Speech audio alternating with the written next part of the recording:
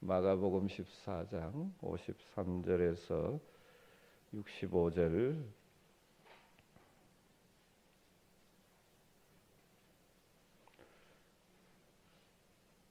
말씀을 한 절씩 교독하겠습니다. 그들이 예수를 끌고 대제사장에게로 가니 대제사장들과 장로들과 서기관들이 다 모이더라.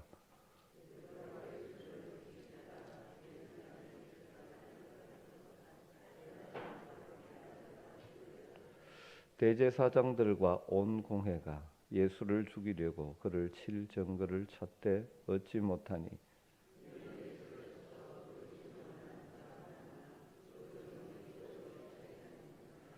어떤 사람이 일어나 예수를 쳐 거짓 증언하여 이르되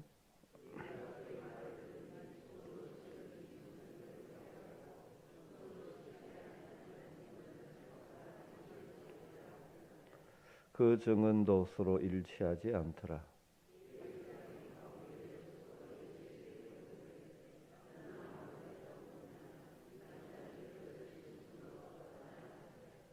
침묵하고 아무 대답도 아니하시거늘 대제사장이 다시 물어 이르되 네가 찬송받을 이의 아들 그리스도냐?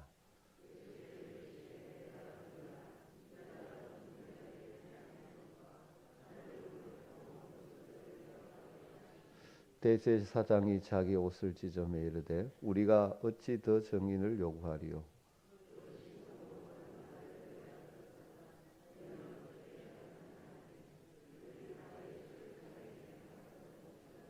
같이 읽습니다. 어떤 사람은 그에게 침을 뱉으며 그의 얼굴을 가리고 주먹으로 치며 이르되 선지자 노릇을 하라 하고 하인들은 손바닥을 치더라. 아멘. 오늘은 말씀을 통해서 우리 주님이 산헤드린 공회에서 신문 받는 장면을 보게 되어집니다. 오늘 말씀에서 조금 주목해 보고 싶은 것은 예수님을 신문하고 죽이려는 대제사장을 비롯한 서기관들, 장로들, 그들을 따르는 자들의 모습과 예수님의 제자인 베드로의 모습이 오늘 본문에서 대조되어 있는 것을 보게 되었습니다. 먼저 대제사장을 중심으로 한 이 예수님을 죽이려고 하는 자들의 모습을 본문에서 한번 주목해 보십시오. 이들은 예수님을 죽이는 일에 전부 하나가 되어서 협력하고 있다는 것입니다. 대제사장, 장로들, 서기관들 그리고 하속들 할 것 없이 이 일에 일치단결해서 협력하고 있습니다. 53절을 보시면 이들이 하나도 예외가 없이 다 모였습니다. 이 저녁 시간입니다. 다 모였습니다. 그런데다가 55절에 보면 온 공회가 하나가 되어 예수를 칠 기회를 찾고 있습니다. 그러자 거짓 증언하는 자들도 많이 등장합니다. 그리고 모든 사람들이 다 한마음이 되어서 예수님은 사형에 해당한 자라고 소리를 치고 있습니다. 다 하나가 되어 아주 적극적으로 지금 예수님을 죽이는 일에 몰두하고 있습니다. 이 장면에 어느 누구도 소극적이거나 뒷짐을 지고 서 있는 사람이 보이지 않습니다. 아주 적극적입니다. 어느 정도 적극적입니까? 55절에는 이렇게 표현되어 있습니다. 온 공회가 예수를 죽이려고 그를 칠 증거를 찾되 그러자 여러 사람이 일어나서 예수님을 쳐서 거짓 증언을 하고 있습니다. 그 중에 가장 적극적인 사람은 대제사장이죠. 63절에 보니까 네가 그리스도냐라는 질문에 내가 그니라고 예수님께서 답변하실 때 바로 이때다 하면서 일어나 자기 옷을 찢으며 우리가 어찌 더 증인을 요구하여 신성모독자라고 외치고 있습니다. 이렇게 예수님을 죽이려는 자들은 하나가 되어 적극적으로 지금 움직이고 있는데 예수님의 제자 베드로는 54절에 이런 모습이죠. 베드로가 예수를 멀찍이 따라 대제사장의 집들 안에 들어가서 아래 사람들과 함께 앉아 불을 쬐더라. 베드로가 원래 적극적인 사람 아닙니까? 주님을 위해서는 죽겠다라고까지 했던 사람입니다. 그런데 지금 아주 소극적으로 숨어 있습니다.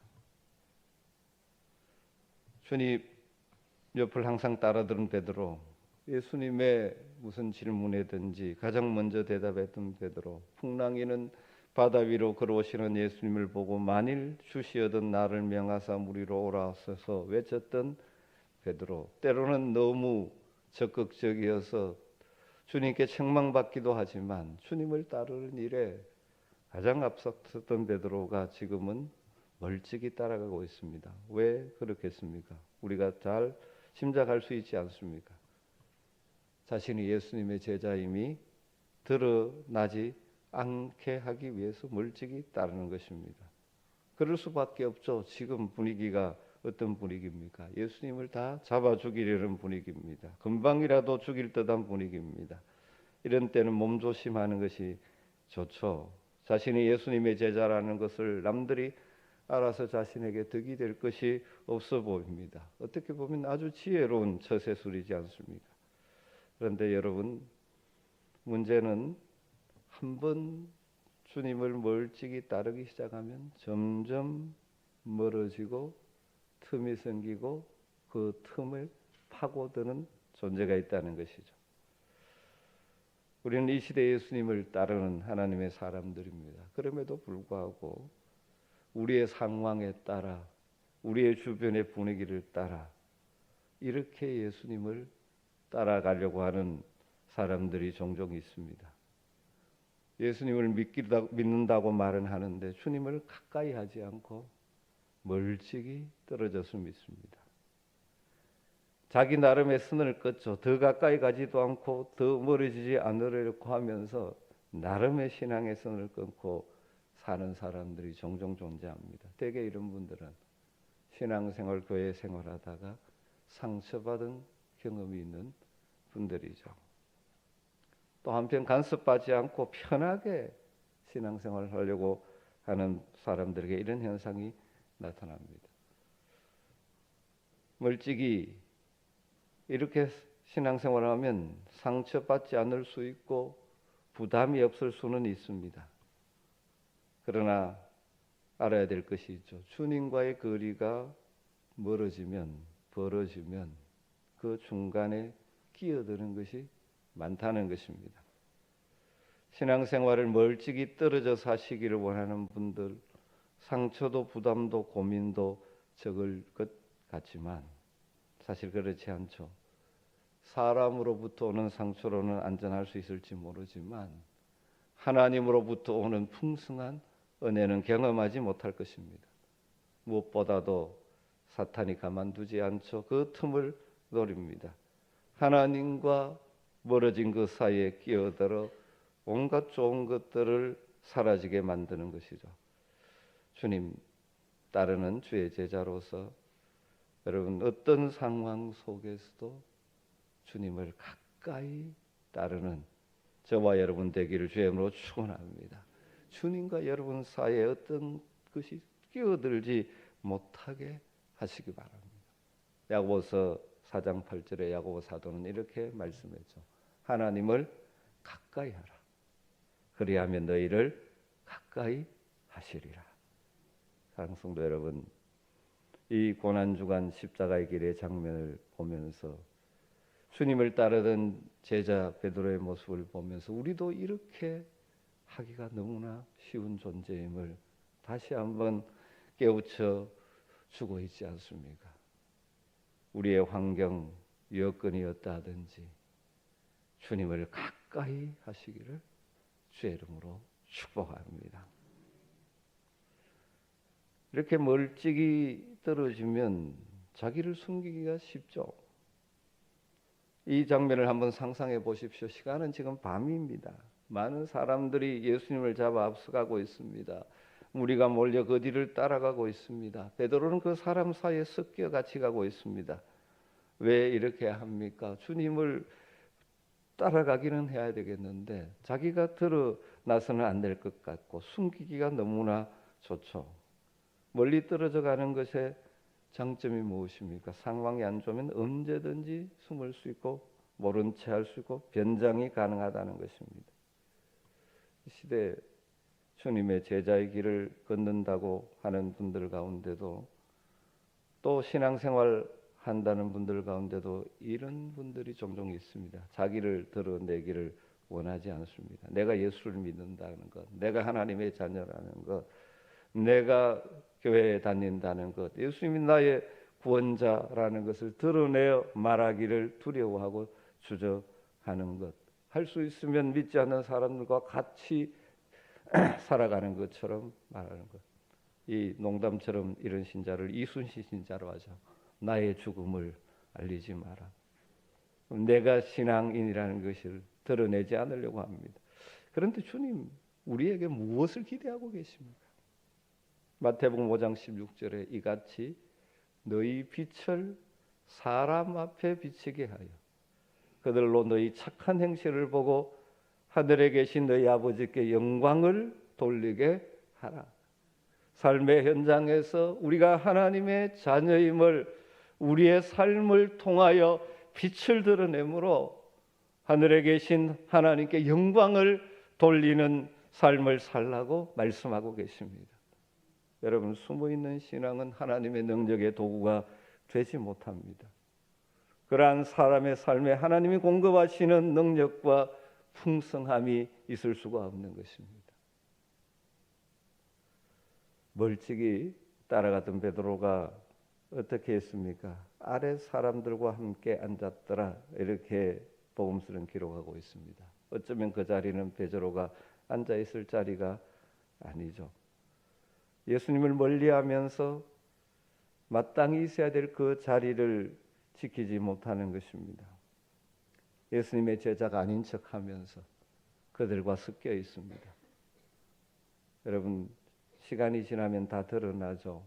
나중에 여종에게 발견되어 예수님을 모른다고 부인하고 저주하며 부인하는 자리까지 떨어지고 맙니다. 여러분, 주님의 제자로서 주님이 우리에게 주신 우리의 사명의 길을 주님과 함께 걸어가는 자들에게 있어서 중요한 것 한 가지는 우리가 그 자리가 우리가 앉을 자리인가 아닌가를 분별하는 것이 필요합니다. 여러분이 앉아 있는 자리가 은혜의 자리입니까? 현재 여러분이 앉아 있는 그 자리가 주님이 기뻐하시는 자리입니까? 현재 여러분이 자주 앉아 있는 그 자리가 정말 주님을 따르는 제자로서 마땅히 앉아 있을 자리입니까? 오늘 말씀을 보면서 우리가 살고 있는 이 시대에도 이런 현상들이 너무 많이 나타나고 있지 않은가 생각을 하게 됩니다. 이 시대도 교회를 욕하고 교회를 매도하는 세력들은 적극적입니다.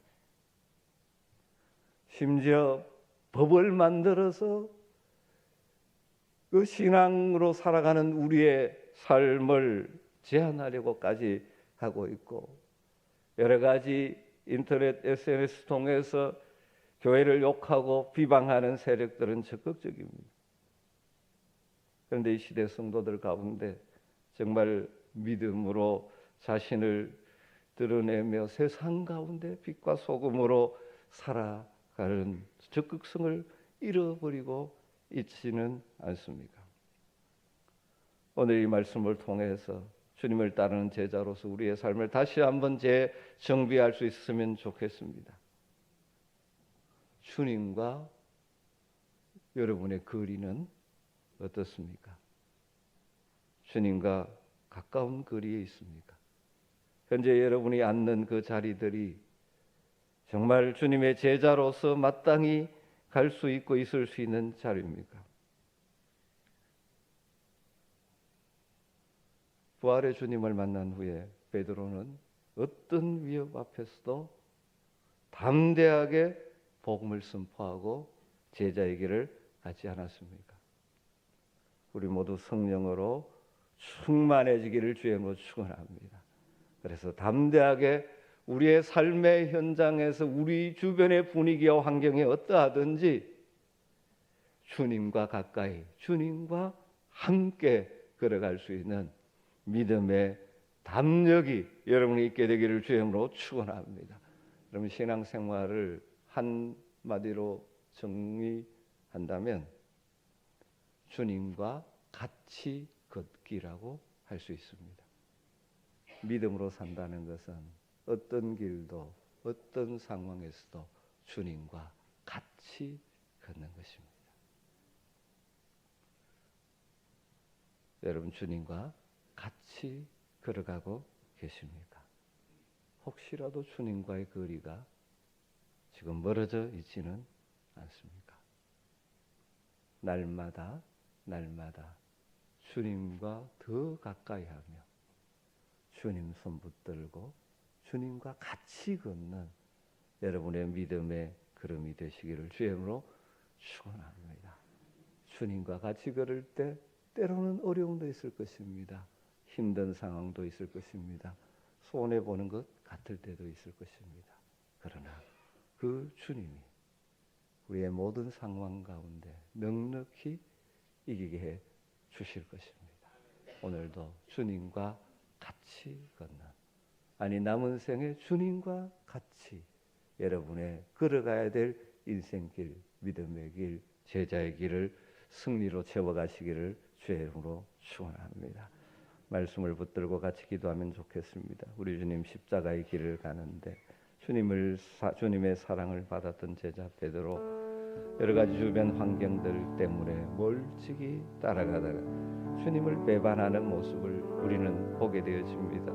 우리 역시 연약한 존재이기에 그럴 수밖에 없습니다. 그러나 오순절 성령 강림으로 성령의 충만함을 받은 베드로는 더 이상 두려워하지 않고 주님과 동행하며 주의 복음을 담대히 전하는 그리스도의 제자의 길을 걸었지 않습니까? 이 시대도 하나님을 대적하는 세력들은 교회를 비방하고 우리의 믿음을 매도하고 역극적으로 하나님의 나라를 대적하는 일들을 하고 있는 이때 우리 주님과 같이 걸으며 어떤 상황 어떤 일을 만나도 두려워하지 않고 담대하게 주님과 같이 걷는 신앙의 생활의 승리자가 되게 하여 주시옵소서. 특별히 여러분을 뿐만 아니라 사랑하는 여러분의 자녀들이 걸어가고 있는 인생의 여정에는 수많은 유혹과 주님으로부터 멀어지게 하려는 세력들이 있는 가운데 하나님 우리의 자녀들을 지켜주시고 그들도 주님과 같이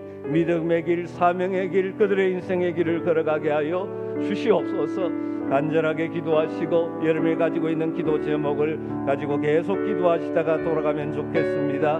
우리와 함께하기를 원하시는, 우리를 통하여 역사하시기를 원하시는 주님의 이름을 함께 부르고 간절하게 기도하도록 하겠습니다. 주여